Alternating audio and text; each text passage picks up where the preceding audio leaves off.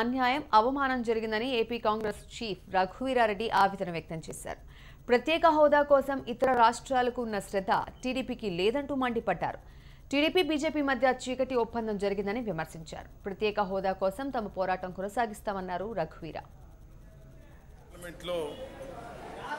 మరోసారి తీరని అవమానం అన్యాయం జరిగింది ఆంధ్రులకు.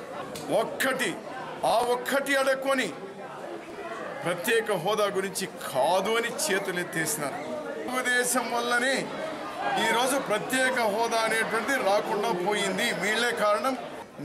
అసెంబ్లీ నియోజకవర్గాల పునర్విభజన గురించి మాట్లాడినారు.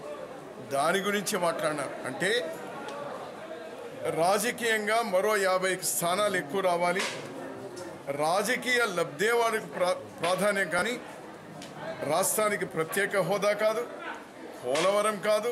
కాంగ్రెస్ పార్టీకి సంబంధించినటువంటి ముఖ్యులందరూ కూడా కూర్చొని భవిష్యత్ కార్యాచరణ రూపొందిస్తాం.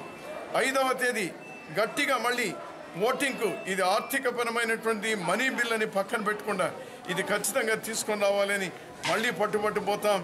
రేపటి రోజు 2వ తేదీ జగన్ పార్టీ కూడా బంద్ చేస్తూ ఉన్నారు. విజయవంతం కావాలని నేను కూడా ఆకాంక్షిస్తా ఉన్నాను.